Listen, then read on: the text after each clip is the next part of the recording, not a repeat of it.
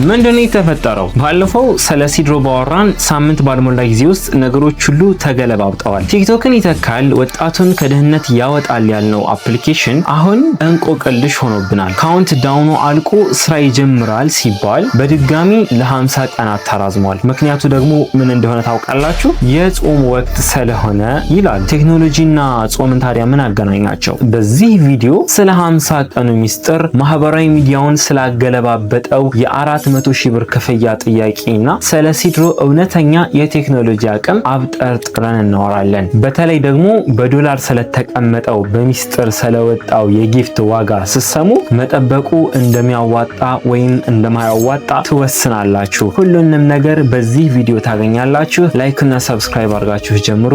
ይህ ፏኒ ኬር ነው። ባለፈው እነ አዶናይ ላውንቺንግ ዴዩን አክብረው አፕሊኬሽኑ ፕሌይ ስቶር ላይ ከተጫነ በኋላ ዳውንሎድ አድርገን ስንገባ ካውንት ዳውኑ ለ7 ቀን ያሳይ ነበር እና ያን ካውንት ዳውን ጨርሶ ለጥቂት ሰዓታት ተከፍቶ ነበር፣ በሰባተኛው ቀን ማለት ነው። ነገር ግን ወዲያውኑ መልሶ ተዘጋና ለተጨማሪ 50 ቀናት ኤክስቴንሽን ሰጠ። እንደገና መቁጠር ጀመረ። ጾም ነው የሚለው ምክንያት ደግሞ ለብዙዎች የሚያስቅ የሆነ ነገር ቢሆንም እስኪ የዚህ ነገር ሚስጥር ምንድነው የሚለውን እንመልከት። በቴክኖሎጂ ዓለም ውስጥ ላውንቺንግ ዴት ከተቀመጠ በኋላ ፕሮዳክት ማራዘም አዲስ ነገር አይደለም። አንድ አፕሊኬሽን እንደዚህ ዲሌይ ሲያደርግ ወይ የሰርቨር አቅሙ የተጠቃሚውን ብዛት መሸከም አልቻለም፣ ክራሽ አደረገ ማለት ነው። ወይም ደግሞ ገና ያልተፈቱ የሴኩሪቲ ባግ ክፍተቶች አሉበት ማለት ነው። አዶናይና ቡድኑ 50 ቀን የወሰዱት አፑን ለማክሰም ሳይሆን የገጠማቸውን ትልቅ የቴክኒክ ተራራ ለመግፋት እንደሆነ መገመት ይቻላል። ምናልባትም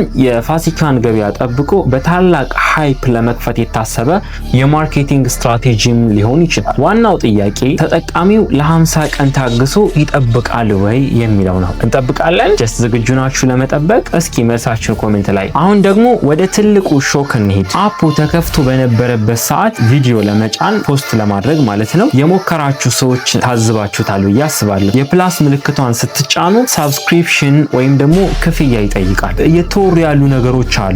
እነዛ እንደሚባሉት እንደሚወሩት ከሆነ ይህ ክፍያ በአመት እስከ 200,000 እና 400,000 ብር ይደርሳል እየተባለ ነው። እዚህ ላይ ቆም ብለን እናስብ። ወጣቱን ሚሊዮነር ለማድረግ የመጣ ገና ሳይጀመር ሚሊዮነር ከሆንክ ብቻ ፖስት አድርግ ካለ ይሄ የሁላችንም ፕላትፎርም ሊሆን ይችላል። እኛ ክፈሉ ስንባል አንዳንድ ታዋቂ ኢንፍሉዌንሰሮች ግን ቪዲዮ ሲጭኑ እያየን ነው። ቲክቶክ እና ዩቲዩብን የምንወደው ለሁሉም እኩል ፕላትፎርም ስለሚሰጡ ነው። ሲድሮ ተራውን ተጠቃሚ ተመልካች ብቻ፣ ኢንፍሉዌንሰሩን ደግሞ ተዋናይ የሚያደርግ ከሆነ ባህሪው ከሶሻል ሚዲያ ይልቅ ወደ ስትሪሚንግ ሰርቪስ ይቀየራል። ይህ አካሄድ ለቢዝነስ ድርጅቶች አሪፍ ሊሆን ይችላል፣ ለኮንተንት ክሬተሮች ግን ትልቅ ማነቆ ነው። ሌላው ማህበራዊ ሚዲያውን ያጨናነቀው ወሬ መረጃዎችን ለኢንሳ አሳልፎ ይሰጣል እና የኢሉሚናቲም ሴራ ነው የሚለው ነው። ወዳጆቼ ስሜታዊነትን ቀነስ አድርገን በምክንያት እንሄድ። እኔ ከአፑ ባለቤቶች ጋር ምንም አይነት ግንኙነት የለኝም።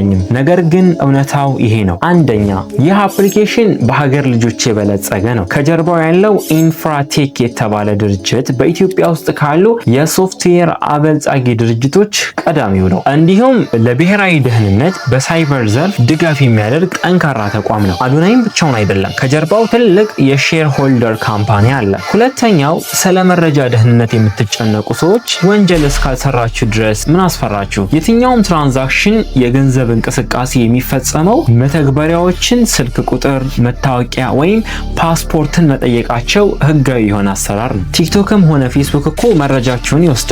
ዋናው ነገር አፑ የኢትዮጵያን ህግ አክብሮ መስራቱ ነው። ሆኖም አፑ ገና 1.0 ቨርዥን ላይ እንደመሆኑ መጠን የዌብሳይት እና የአፕ ስቶር አቀራረቡ ላይ ክፍተቶች ካሉ ለሃከሮች በር እንዳይከፍት የሴኩሪቲ ማሻሻያዎች ባግ ሪሙቫል ማድረግ የግድ ይለዋል። ታዲያ ይህ ሁሉ ውጣ ወረድ ካለው ለምን እንጠብቀው ካላችሁን መልሱ ገንዘብ ላይ ነው። ሲድሮ ይዞት የመጣው የክፍያ አማራጭ ወይንም ደግሞ ሞኔታይዜሽን ሲስተም ከሰራ በእርግጥ ትልቅ የሆነ አብዮት ይፈጥራል። በውስጥ አዋቂ ምንጮች በተገኘ መረጃ መሰረት የሲድሮ ስጦታ ወይም ደግሞ ጊፍትስ ዋጋዎች በዶላር ሲተመኑ ይህን ይመስላሉ። የሲድሮ 500,000 ኮይን ጊፍት ወደ $135 አካባቢ ነው። የሲድሮ 1 ሚሊዮን ጊፍት $265 ነው። የሲድሮ 10 ሚሊዮን ጊፍት እስከ $1,000 ይደርሳል። ከነዚህ ስጦታዎች ውስጥ 70% 30% እናንተ ወይም ደግሞ ኮንተንት ክሬተሩ ይወስዳል፣ 30% ደግሞ ሲድሮ ይወስዳል። ይህ ማለት ገንዘብ የምትሰሩበትን ቀላሉን በር ከፍታችሁ ግቡ ማለት ነው። የቲክቶክን 50% ቅናሽ ስናይ የሲድሮ 70-30 ክፍፍል ሪቨን ሼር የሚባለው በጣም አዋጭ ነው እና ጀስት ከ10 ያሰጠዋል በትክክል ከሰራ ማለት ነው። ለማጠቃለል አሁን ያለበት ሁኔታ ትንሽ ግራ መጋባት ውስጥ ቢከተንም ከጀርባ ያለውን የቴክኖሎጂ አቅምና የክፍያ ዝግጅት ስናይ ግን ተስፋ ያለው ይመስለኛል። ለ50 ቀን መራዘሙ ቪዲዮ ለመጫን ክፍያ መጠየቁ ሰዎችንም በጣም እያጠራጠረ ይገኛል፣ ጀስት እኔን ጨምሮ። ግን እስከ መጨረሻው ነገሮችን ማየት አይጎዳም። ሌላው ደግሞ እስኪ እናንተን በዚህ ጉዳይ ላይ ልጠይቃችሁ። ቪዲዮ ለመጫን ብር መክፈል ቢኖርባችሁ ያን $1000 ለማግኘት ስትሉ ትከፍላላችሁ ወይስ ቲክቶክ ላይ በነፃ እየተዝናናችሁ መቆየትን ትመርጣላችሁ? ሌላው ደግሞ ለ50 ቀን በጾም ምክንያት ነው ተብሎ መዘጋቱ አሳማኝ ነው ብላችሁ ታስባላችሁ? ሀሳባችሁን ኮሜንት ላይ ያሳውቁኝ። እኔ እያንዳንዱን ኮሜንት አነባለሁ። ቪዲዮ ከተመቻችሁ ላይክ እና ሼር በማድረግ ለሌሎች እንዲደርስ አድርጉ። በሚቀጥለው ቪዲዮ የዚህ ፕላትፎርምን ጉድ ኮቴ ለኮቴ የተከተልኩ ምን ላይ እንደደረሰ ነግራችኋለሁ።